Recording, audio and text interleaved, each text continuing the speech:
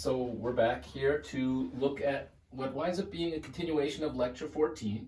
I've labeled it Lecture 14B. These were numbered 1, 2, 3, 4, and I noticed that, but I decided to leave them the way I wrote them back in the first part, 14A. So we're going to go in now to the part, is this a linear equation?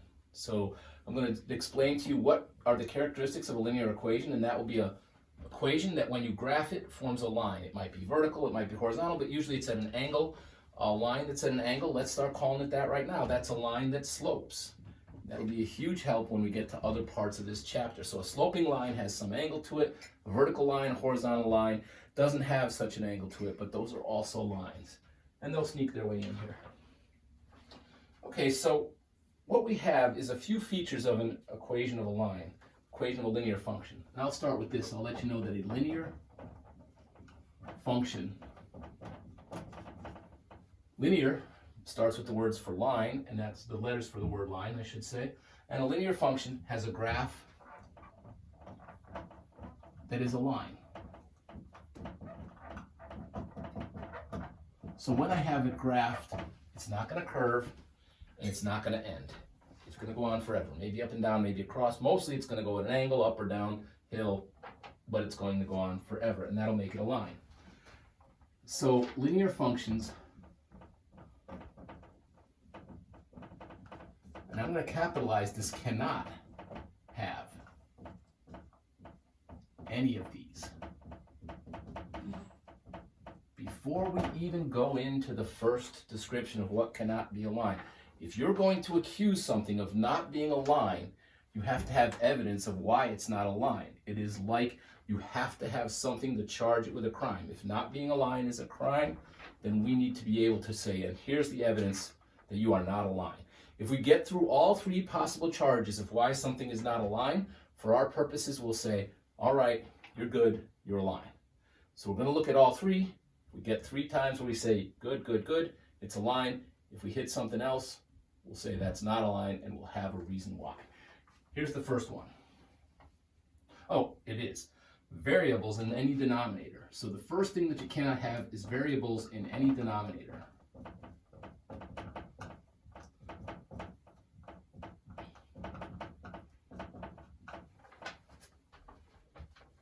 Cannot have variables in any denominator, or you don't have a line. It'll curve in some way. We don't have to know how or why, but we do know that if something shows up in the bottom of a fraction and it's a letter, that's not a line. So if you see that, game over. Number 2.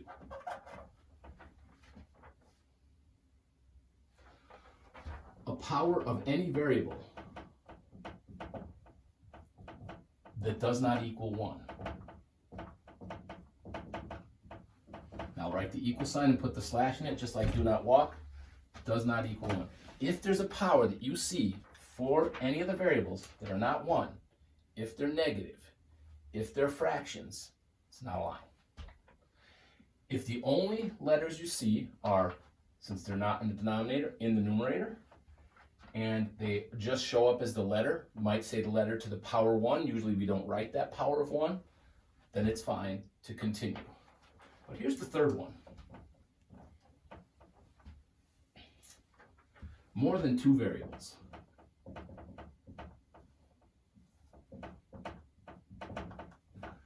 A lot of math teachers just want to say, that's it, more than 2 variables, it's not a line. That's true. You could go with that. You won't know what's going on, but you'll say, the teacher stood in the front of the room, yelled it loudly and often enough for me to hear it so that it sticks in my mind, but I don't know why. I'm going to tell you why.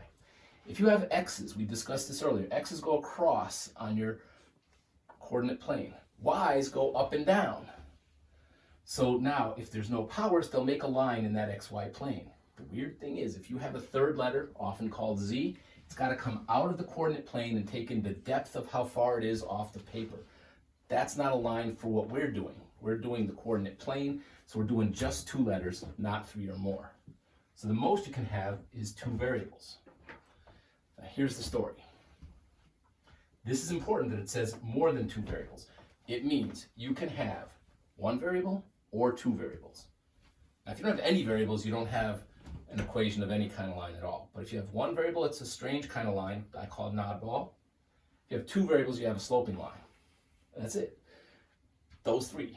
We got to get through these three possible charges as to why an equation, something that has an equal sign with stuff on both sides. Stuff can involve numbers, fractions, negatives, as well as variables. If there's stuff on both sides, it's definitely an equation. Are we going to get it into a variable in, an equation of a line in two variables? Now, a linear function cannot have any of these. That kind of linear function is a special linear function, and that linear function is in two variables. I only said that now because part 3 and that are going to seem like sometimes they lie. They don't. What it means is if you have an equation in two variables, you can have one variable or you can have two. You'd think you always have to have two, and if it's a sloping line, you do. But if it's vertical or horizontal, and I call those the oddball cases, you get by with one. If you have 0, you don't have an equation to work with.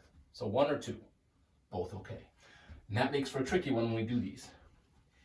Is this the equation of a line? And then I'm going to say this, in two variables. If when we get to the part about it's in two variables, and I give you one with one variable, and you're just like, how could that be? Two variables, I only see one, and you're having trouble with it, that's not going to mess up your ability to do well in the course. But if you want a full understanding of it being in two variables, it means it can be graphed on a plane, and it'll be a flat or vertical line. So, is this meeting the rules? In other words, does it get by all three laws it could break and get proven to be the equation of a line? So let's go with A. I got 9x equals 3y minus 2. Now, when we graph a lot of stuff later on, we're going to be looking at stuff where it says y equals mx plus b, which is y equals slope x plus intercept, and some of you have heard that in other classes. That's fine. You don't need to understand it today, and you don't need to be someone who already understood it yesterday to get this right. You just have to know that we're following these rules. And we're going to go look and see about this one. Rule 1. Are there variables in any denominator? Nope. I don't even see denominators. So no problem, part 1. No variables in the denominator. Is there a power of any variable? When we see a letter, do we see a power that's not 1? I don't see a power there. That's because it is 1. I don't see a power there because it is 1. And that doesn't even have a variable. Good for rule 2 to keep on going. That have more than two variables. They're letters, right? There's x, keep going, there's y, no more letters, no problem. We survived all three. Is that the equation of a line? Yes. Is it our job today to graph that line? No. But it's going to be a line when we learn how to graph it. Next one. Y equals 5 over 4x minus 16.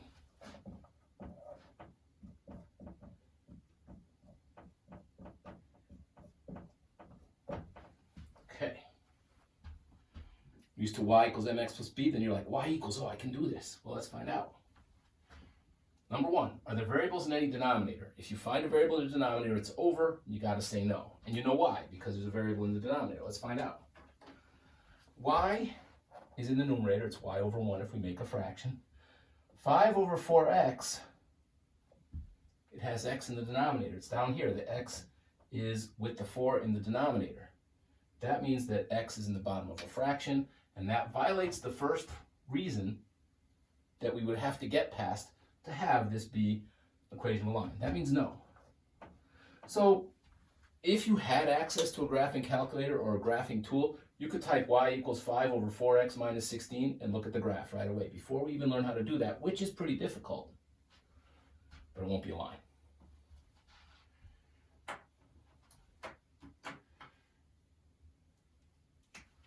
C. X plus y equals the letter G. Hope that doesn't look like a 9. X plus y equals the letter G. All right, are there variables in the denominator? Nope. No denominators, no fractions visible, no problem with part 1. Any power of a variable that does not equal 1, x, then y, then g, those are letters. Their power is only 1 in each case. Still good. More than two variables, the letter x, the letter y, and the letter g. 3 variables. that is more than 2 variables, and therefore you can't graph this and get in a plane one line. So because of that, I'm going to say no here. Sorry, I'll do that in blue. It's just a color issue. Now, every time I say no, I should actually be able to tell someone why they're not getting accepted, right? I mean, if you didn't make the team, you would want to ask the coach, why didn't I make the team? And he should have an answer for it. You shouldn't say, I just didn't feel like putting you on the team. You should say, you were too slow, your arm was too weak, I don't need a shortstop, whatever. You need an answer for why you didn't get what you want, because they all want to be lines. This is an x in the denominator.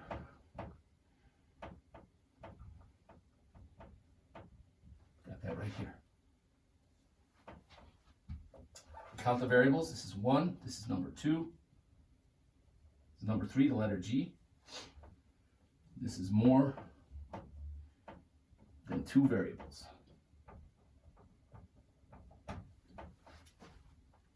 D.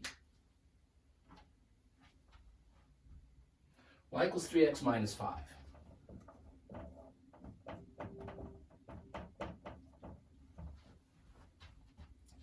If you know y equals mx plus b is y equals slope x plus intercept, then you can actually tell me a bunch of stuff about this. That's cool, but not necessary right now.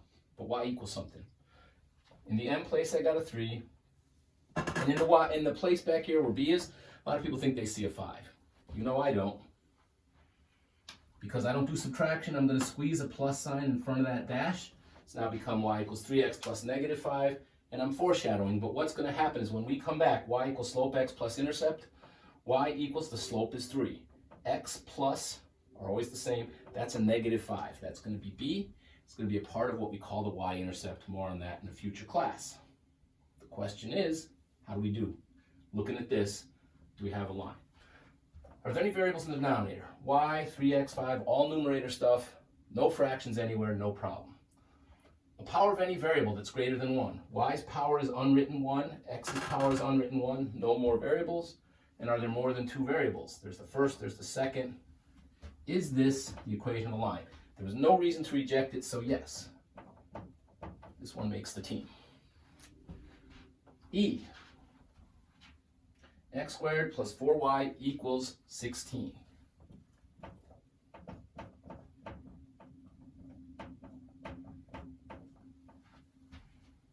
Is that the equation of a line in 2 variables? Number 1, we look for variables in the denominator. No problem, no fractions, no problem, nowhere to look. 2, is any variable having a power that's greater than 1? The first thing I see is x to the power 2 called x squared. That's no good.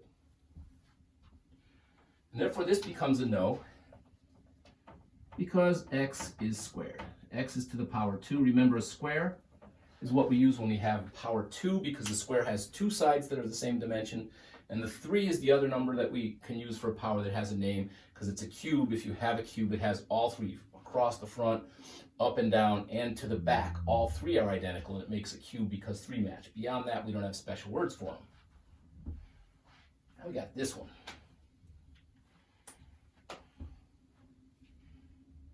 X equals 3.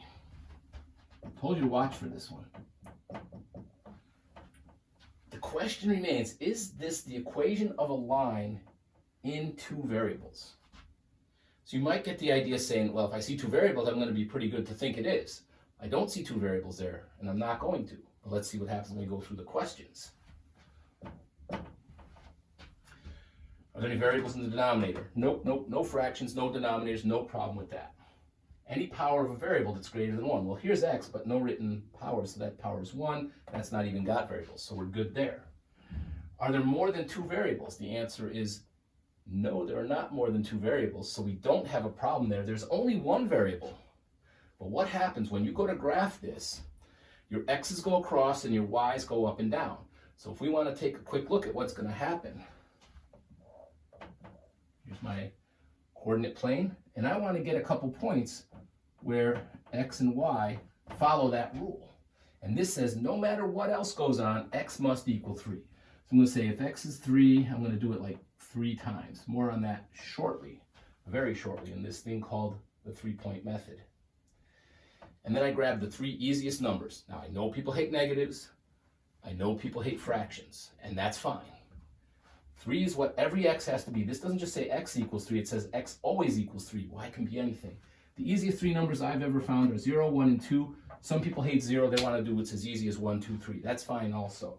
But what you do is you now have a point, 3, 0, a point with 3 for x and 1 for y, and a third point which also has 3 for x and has 2 for y. If I get over here and I do the point 3, 0, and I do the point 3, 1, I go to the right 3 and up 1, and finally I go to the point 3, 2, and I go to the right 3 and up 2, they line up.